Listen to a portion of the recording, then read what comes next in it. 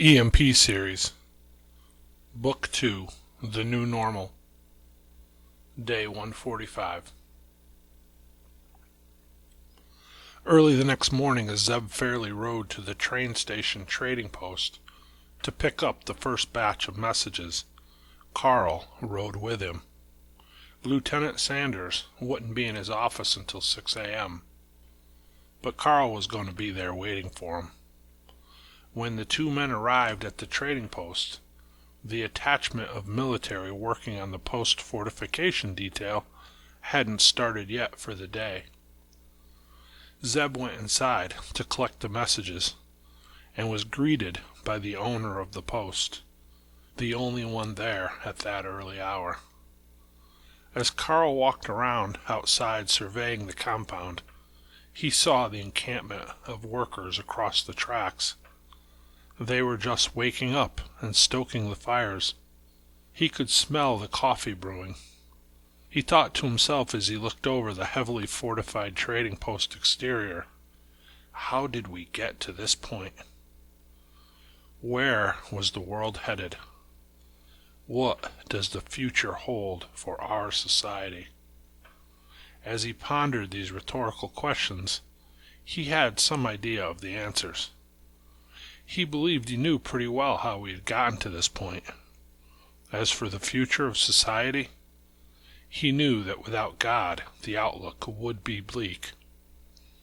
He raised his head to the heavens, and he thanked God for his love, his blessings, and most of all for his gift of salvation through the shedding of the blood of Jesus Christ.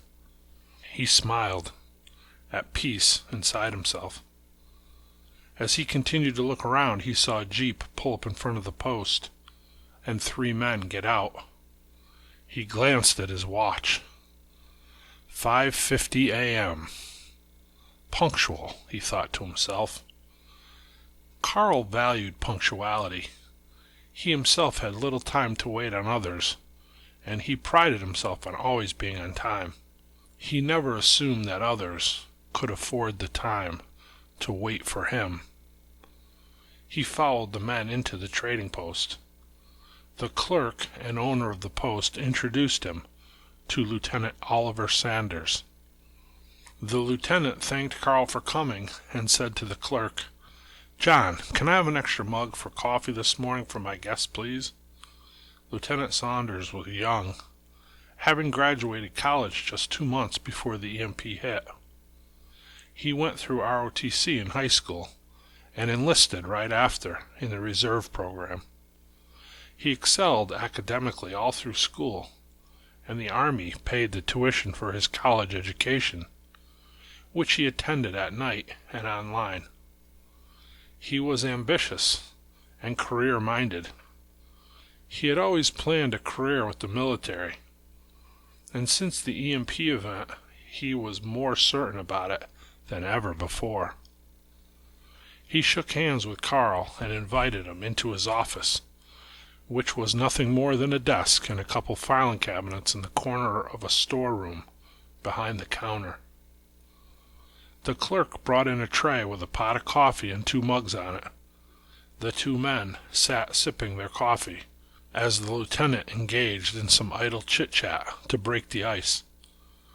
Carl interrupted, explaining to the lieutenant that he was a busy man and had no time to waste on such things. Yes, of course," responded Lieutenant Sanders. "Let me get right to the point, then." The lieutenant laid out the military's plans for the post and for the region in general. He explained that with the impending arrival of the train, things in this area were changing. He told them that the region needed a set of rules or guidelines to follow that would keep order. He explained that the current military administration was in the process of setting up a temporary board of governors to oversee policy and to try to build a structure of government. Carl didn't like the sound of this at all, and grimaced as Lieutenant Sanders laid out the master plan. Carl, like Pastor Sharps and most of the people at the church, always believed the answer was less government, not more. Less control, less regulation. Still, as the lieutenant painted a detailed picture of how things were in the larger cities, still under martial law, Carl realized that there did need to be some control. "Things are running pretty smoothly around here the way they are," Carl told Lieutenant Saunders. Saunders explained that while he agreed that was true, he believed the arrival of the train service could change that dynamic substantially. "He has seen it in other areas," he assured Carl. As the two men debated what they each believed an ideal government would look like, the lieutenant summed it up by saying that he wasn't from here, that he would eventually be leaving and going on to his next assignment. He urged Carl to get involved, to shape the new government into what he believed it should be. It was much like the conversation Pastor had the day before with Major Stillman. Lieutenant Saunders looked out his window directly at a wall of sandbags. He said, "Carl, 30 miles south, the city is under martial law. Every day our troops stop and turn around dozens, some days hundreds of people, looking to flee the city. When that train service starts running up here, some of those people will have reason to come here, either for business or to join work parties. Eventually, it is our hope to cancel the order for the martial law and let people come and go freely. So keep in mind that, even though, as you say, things are running smoothly now, that will likely change soon, Carl." He turned and looked directly at Carl and said, "Carl, I need your help. I need the help of men like you, good men, men with morals and principles. Will you stand up and help me? Help your community? I've done my homework, Carl. I know your story. I know your background. I know about the time you spent in Afghanistan." Carl interrupted. "That was a long time ago. That's in my past. I have a family now, a homestead to run." "That's exactly why I know you are the man I need, Carl, because you have a lot at stake here. You have a pretty big horse in this race, Carl." He slid his desk drawer open and pulled out a plastic laminated ID badge. Printed on it was one word: Constable. Lieutenant Saunders said, "The job covers the entire county. You would answer to this office directly, and to the Regional Board of Governors ultimately. The job will have a wide scope of duties and responsibilities.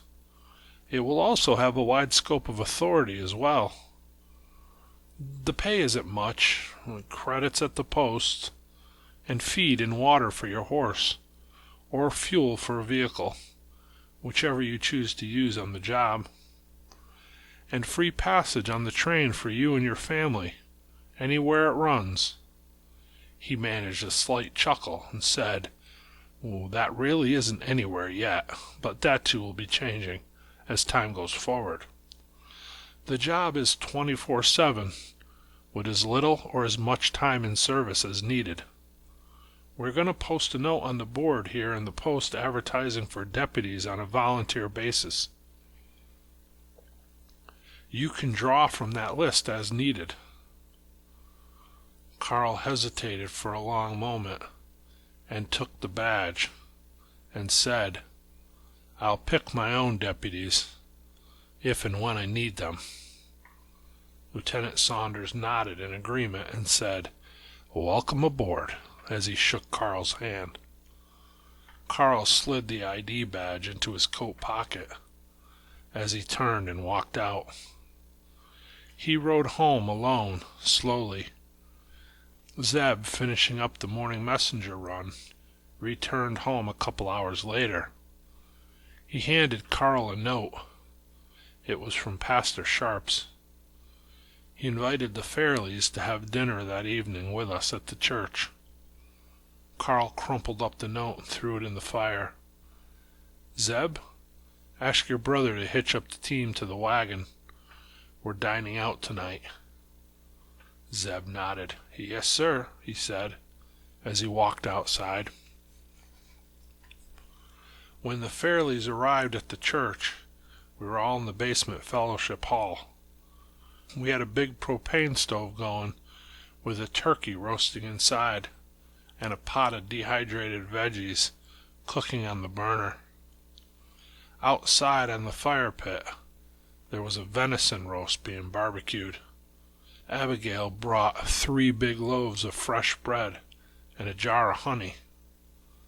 Zeb brought his guitar, and we enjoyed a festive evening together with good friends.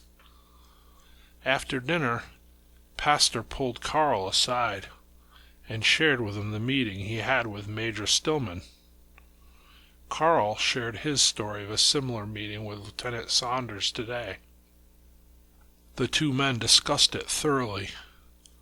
Pastor had told Carl that he had discussed it with Sadie at lunch, and he was going to brief the rest of us tonight. He wanted to get Carl's opinion, but he was leaning toward taking the position on the Board of Governors. Carl told Pastor that he had reservations about the whole idea of the government coming in and setting up when we had been doing just fine on our own. But he figured it was worth going along, for now anyway, and seeing what direction it took.